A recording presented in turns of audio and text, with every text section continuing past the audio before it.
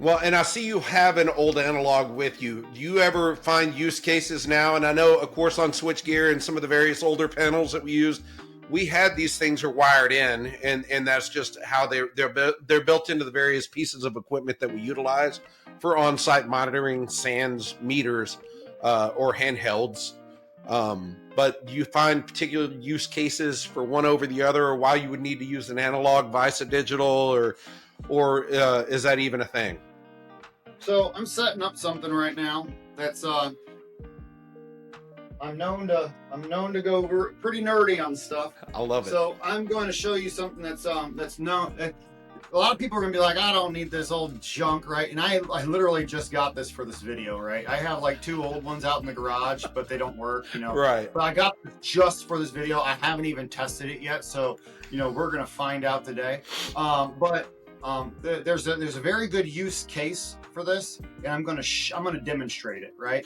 And only the older guys and a couple guys that know this will appreciate this, okay? But a lot of the people would be like, no, I don't need anything else. I just want my fluke, right? But the problem with the fluke, right, is that it's analog or digital. I'm sorry. And so with the digital meter, it has to wait for resolution to stabilize before it gives you a display. It's just how they're designed.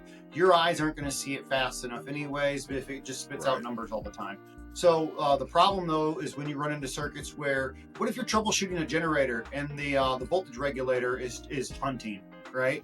And that's when it starts searching for voltage, right? And it's trying to stabilize, but it never really can. Well, what's actually happening? The voltage is changing. Right. Along. It's basically overcomped either way, and you can't really you can't register it on a digital, basically. So I'm gonna demonstrate. I have on my side over here. I have a power supply, AC power supply plugged into the wall over here. I can't move my camera up. Right. I'm gonna demonstrate it right here. So I'm at 0 volts. I'm gonna go up and you can see it's all right. Cool. We're at 48 volts or whatever, right? But if I move too fast, I'm still moving.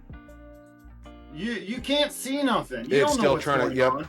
It's and a lot of times, if you move too quickly, it's just OL, right? So. All right, well, that meter is useless if it's moving too quick, right? Well, what about the analog one? And let's pray to God that this thing works right.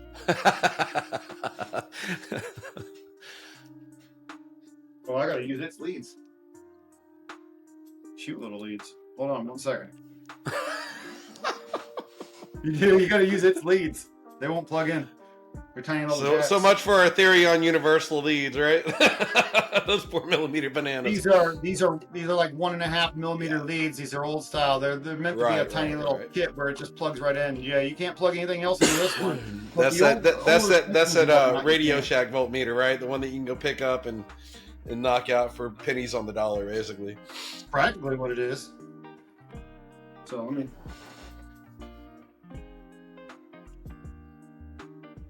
So this thing's scale is set to 250 volts.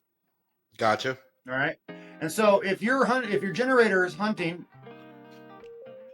oh my gosh, I can see it's doing something now. Hunting. Yep. So basically, the analog will get rid of the time delay in order to actually give you you get a visualization to kind of show it, and that also makes sense, like especially on the generator stuff, because we used to have the analog voltmeters in like I can't remember what the name of the panels were, but when we're doing power generation for shipboard use, and you could literally watch the fluctuations and stuff, especially when you're trying to kind of fine tune the system. So yeah, and what it's called is it's called needle deflection. Gotcha. So you're able to see the actual deflection of the needle, and whether or not the circuit's pulsing on, off. You're able to see that. You know, like there are certain circuits out there, whether they're PWM based or whatever it might be. PWM might be a little too fast for you to monitor, right? But there's other circuits, and I can like a turbo sleuth is a type of test equipment where literally it turns on and it goes 1 second at 1 amp, 1 second at 3 amps, 1 second at 5 amps. Right. And so if you're trying to use a digital meter, it'll never it's really catch up. hard to see that. Yeah. But it has installed on the front panel an analog meter. It goes, and that's what I'm used to seeing with some of that stuff. So you can kind of you can pick up the minutia of what's kind of going on and make sure and like you said, deflections. And what a lot of people don't know is on these analog meters, I'm gonna plug it in over here. There kind of is that feature built into these, and if you read the manuals, you can start figuring this out. But I mean, come on now, in this day and age, who reads the manuals? So I know, right? I read the manual. But if you look right here, it's got this auto range function. Yeah. Right. I don't know if you can see that, but it's got this auto range function. Barely. Right. Yeah. And so you can actually turn your range off. Now you're in a manual range, and so now you actually have to select your range. But you know what's cool about this is that let me turn my range and go up. So now we're at 6 volts, 1000 volts manual range, and so now I could go up like this. But there's still a delay. There's a slight delay, but it's tracking. It's not throwing the overload scenario. Yeah. Well, there we go. If you look. So if you look at the bottom bars at the bottom of it, see those? I do. There's your needle deflection. Okay, that makes sense. So they do try to compensate for it on the digital meters.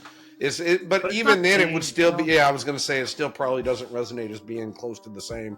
I'm with you. I mean, perhaps it's because we're old as dirt, Tom. But I would rather see that bouncing needle doing its thing. So. Yeah.